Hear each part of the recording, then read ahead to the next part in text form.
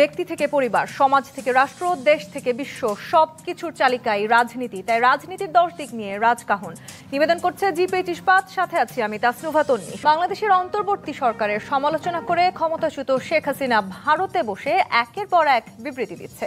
নেতাকর্মীদের সাথে ভার্চুয়ালি যুক্ত হয়ে হরতাল, অবরোধ কর্মসূচির মতো দিচ্ছে নানা নির্দেশনা। এর সবকিছুকে ইঙ্গিত করে প্রধান উপদেষ্টা অধ্যাপক ডক্টর মোহাম্মদ ইউনূস এক গণমাধ্যমকে সাক্ষাৎকার দিয়ে বলেছেন, একটি পলাতক দল দেশকে অস্থিতিশীল করতে সর্বাত্মক চেষ্টা করছে। তিনি সরাসরি আওয়ামী লীগের নাম না নিলেও দলটিকে এখনো তিনি নতুন বাংলাদেশের জন্য হুমকি মনে করছেন। সরকারের পাশাপাশি বিএনপিও বলছে, বাইরে থেকে ফ্যাসিস্ট শেখ হাসিনা এবং দেশের ভেতর থেকে একটি পক্ষ গণতন্ত্রকে বাধাগ্রস্ত করার চেষ্টা করছে। বর্তমান বাংলাদেশে আওয়ামী লীগ কতটা হুমকির, সরকার ও রাজনৈতিক দল সহ সবার দৃষ্টিতে বাইরের শত্রু শেখ হাসিনা হলে ভিতরের শত্রু কারা? এই শত্রুদের প্রতিহত করতে করণীয় কি? এ বিষয়টা কার প্রস্তুতি কতটা? এসব নিয়ে আলোচনায় আজ রাজকাহন স্টুডিওতে আছেন বিএনপি চেয়ারপারসনের উপদেষ্টা সৈয়দ মোয়াজ্জেম রাজকাহনের। রুহিন হোসেন প্রিন্স আপনাকে সহায়তা করছে। দেশের ভেতরের মূল শত্রু তাহলে কারা? ধন্যবাদ আপনাকে। আমি আলোচকদেরকে ধন্যবাদ জানাচ্ছি, যারা শুনছেন তাদেরকে শুভেচ্ছা জানাচ্ছি। হ্যাঁ, ঠিক, আমি আমাদের প্রধান উপদেষ্টা ডক্টর মোহাম্মদ ইউনূসের সাক্ষাৎকারটা দেখার চেষ্টা করেছি। উনি আসলে বিবিসির সাথে যতটুকু এটা পড়ে বুঝলাম, যে এর আগেও উনি ক্ষমতায় নেওয়ার আগেও একবার সাক্ষাৎকার দিয়েছিলেন। ওইটার একটা ধারাবাহিকতা ধরে বিবিসির সাংবাদিক ওনাকে অনেকগুলো প্রশ্ন করেছেন এবং উনি অনেক উত্তর দিয়েছেন। এবং আমার বিবেচনায় এইখানে কিন্তু অনেক কথা আছে, অনেকগুলো প্রশ্ন, অনেক কথা আছে। তার মধ্যে একটা আমার বিবেচনায় যদি বলেন ছোট্ট প্রশ্নের উত্তর, যেটা দিয়ে আপনি আলোচনা শুরু করলেন, কিন্তু এটা একটা ছোট্ট প্রশ্নের উত্তর হলেও আমাদের দেশবাসী এবং জনজীবনের জন্য গুরুত্বপূর্ণ। এই পয়েন্টটা দেশের অস্থিতিশীলতা, আমার বিবেচনায় এটাই গুরুত্বপূর্ণ। এখন সেইটাকে আমি একেবারে এক বাক্যে যদি বলি, যে এত বড় একটা গণঅভ্যুত্থান সংগঠিত করতে হলো এবং যারা ক্ষমতায় ছিল তারা তো দীর্ঘদিন ধরে এক ধরনের স্বৈরতন্ত্র, ফ্যাসিবাদী ব্যবস্থা কায়েম করেছিল এবং তাদের একটা হিসাব ছিল আরও দীর্ঘদিন ক্ষমতায় থাকবে। তারা ভাবতেও পারেনি এবং ক্ষমতায় থাকার জন্য সর্বমাত্র প্রশ্ন করেন। তাহলে তো আমি তো পাল্টা প্রশ্ন করি যে আপনি তাহলে প্রথম অঙ্কটা তো ভুল করেই আগে এগিয়েছেন। কারণ তারা প্রতি মুহূর্তে তো চাইবে তাদের যতটুকু শক্তি যেখানেই থাকুক না কেন, ভেতরে নাই কে বলেছে, সুতরাং সব জায়গায় তারা এই কাজটা চেষ্টা করবে, এটা করতেই পারে। এই জায়গার খাতে এর সাথে আমি একটা যোগ করি।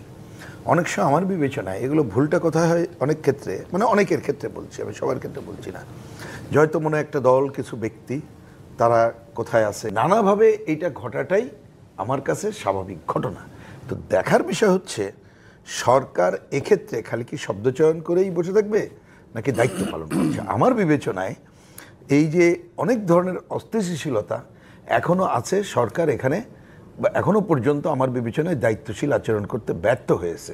কারণ ওই কথাটা তার মনে রাখা দরকার ছিল যে এইটা হচ্ছে একটা ব্যবস্থার। তেলের বাজারকে ধরে, আমি ভোজ্য তেলের কথা মিন করছি, গত কয়েক মাস ধরে যে অরাজকতা করছে, এই অরাজকতার জন্য বাইরে থেকে একজন কথা বলছে আর অরাজকতা হচ্ছে, আপনি এটা বলে কি পার পাবেন? আপনি কি ভূমিকা নিয়েছেন? আমি আজকে এ কথাটা না বলে পারছি না। আজকে সকালে আমি যখন মানে বাসা থেকে বেরিয়ে হেঁটে আমার পার্টি অফিসের দিকে যাই, আজকেই মানে এক একদিন এক একটা ঘটনা ঘটে যেটা একটা চোখের সামনে পড়ে। এইটা আমার অনেক দিন পরে ঘটলো, কি কারণে জানি না। একাধিক লোক রাস্তায় দাঁড় করায় বলল যে ভাই, গতকাল কিন্তু প্রথম ইফতারটা করার সময় এই বাজারে কোনো তেল পাইনি, আপনি কি খবর রাখেন?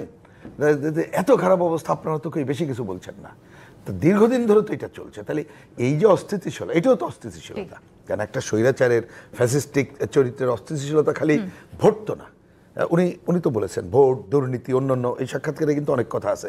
তাহলে এই অস্থিতিশীলতা পুরো একটা, এবং মানুষ কিন্তু ওই দুঃশাসনের চেহারাই নতুন ভাবেই দেখতে থাকে। চেষ্টা বলেছেন যে খুব অবভিয়াস তারা আসলে দেশের বাইরে বসে নানানভাবে বাংলাদেশের মানুষকে উত্তেজিত করার চেষ্টা করছেন, বক্তৃতা দিচ্ছেন, নানান রকম ঘোষণা করছেন, সেটি সবাই শুনছেন এবং অনেক মানুষই হয়তো উত্তেজিতও হচ্ছেন। কিন্তু আমি একটু বলতে চাই যে এই পরিস্থিতিতে আসলে আওয়ামী লীগ দেশ ছেড়ে পালিয়েছে, যারা উত্তেজিত হচ্ছেন না তাদের শক্তি চাইতেও কি যারা আওয়ামী লীগের পক্ষের মানুষ তাদের শক্তি বেশি? না, ধন্যবাদ আপনাকে। এখানে ব্যাপারটা হলো যে কি, আসলে আওয়ামী লীগ তো একটা মানে সাইকোপ্যাথ রাজনৈতিক দল। তারা নিজেরাই মনে করতো তারা এতটা প্রতিহিংসা পরায়ণ ছিল এবং বিরোধী দলের প্রতি তাদের নিপীড়নটা এতটা বেশি ছিল যে তারা সবসময় তারা একটা আতঙ্কে থাকতো যে কোনো সময় যদি সরকারের পতন ঘটে তাহলে এক রাতে 2-4-5,000 10,000 50,000 লোক মারা যাবে, এটা তাদের বক্তব্য ছিল। 5 লাখের কথাও বলেছে, বঙ্গোপসাগরে ঝাঁপিয়ে পড়তে হবে, কিন্তু আসলে সেরকম কোনো ঘটনা ঘটে নাই।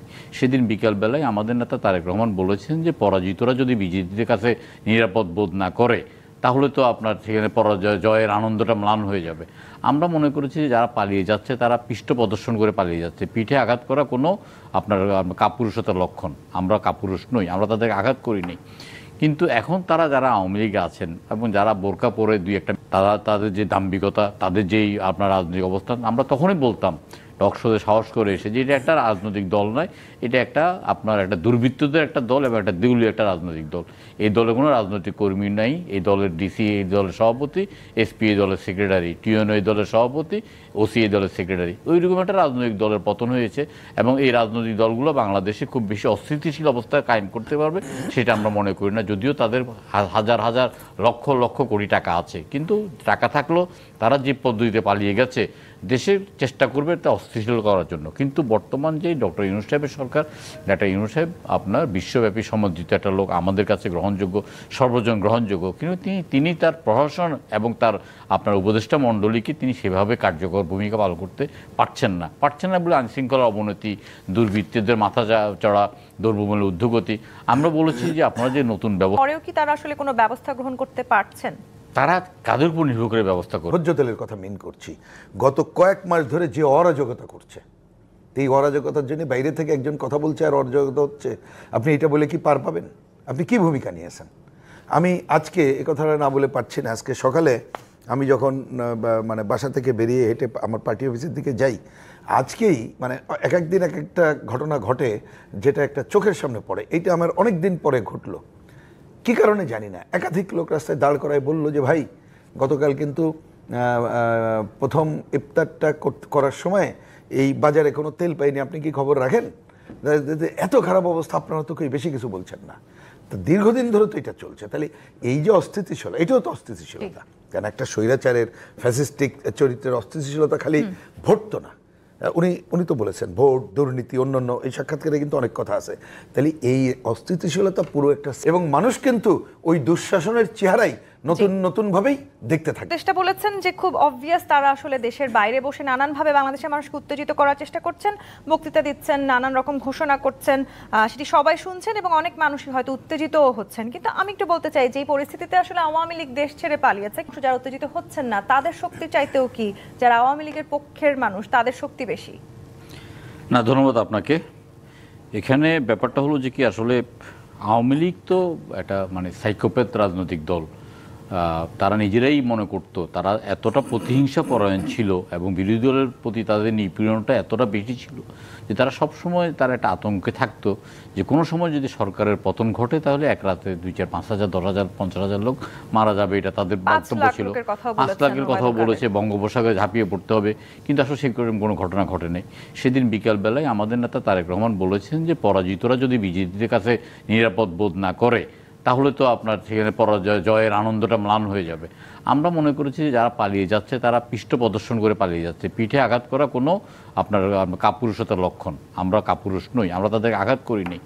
কিন্তু এখন তারা যারা আওয়ামী লীগে আছেন এবং যারা বোরকা পরে দুই একটা তাদের যে দাম্ভিকতা, তাদের যেই আপনার রাজনৈতিক অবস্থান, আমরা তখনই বলতাম টকশোতে সাহস করে এসে যে এটা একটা রাজনৈতিক দল নয়, এটা একটা আপনার একটা দুর্বৃত্তদের একটা দল এবং একটা দেউলিয়া একটা রাজনৈতিক দল। এই দলে কোনো রাজনৈতিক কর্মী নাই। এই দলের ডিসি এই দলের সভাপতি, এসপি এই দলের সেক্রেটারি, টিএনও এই দলের সভাপতি, ওসি এই দলের সেক্রেটারি। ওইরকম একটা রাজনৈতিক দলের পতন হয়েছে এবং এই রাজনৈতিক দলগুলো বাংলাদেশে খুব বেশি অস্থিতিশীল অবস্থায় কায়েম করতে পারবে সেটা আমরা মনে করি না। যদিও তাদের হাজার হাজার লক্ষ লক্ষ কোটি টাকা আছে, কিন্তু টাকা থাকলেও তারা যে পদ্ধতিতে পালিয়ে গেছে দেশের চেষ্টা করবে তা অস্থিতিশীল করার জন্য। কিন্তু বর্তমান যে ডক্টর ইউনূস সাহেবের সরকার, ডক্টর ইউনূস সাহেব আপনার বিশ্বব্যাপী সমর্থিত একটা লোক, আমাদের কাছে গ্রহণযোগ্য, সর্বজন গ্রহণযোগ্য, কিন্তু তিনি তার প্রশাসন এবং তার আপনার উপদেষ্টা মণ্ডলীকে তিনি সেভাবে কার্যকর ভূমিকা পালন করতে পারছেন না বলে আইনশৃঙ্খলার অবনতি, দুর্বৃত্তদের মাথা চড়া, দ্রব্যমূল্যের ঊর্ধ্বগতি। আমরা বলেছি যে আপনারা যে নতুন ব্যবস্থা, পরেও কি তারা আসলে কোনো ব্যবস্থা গ্রহণ করতে পারছেন? তারা কাদের উপর নির্ভর করে ব্যবস্থা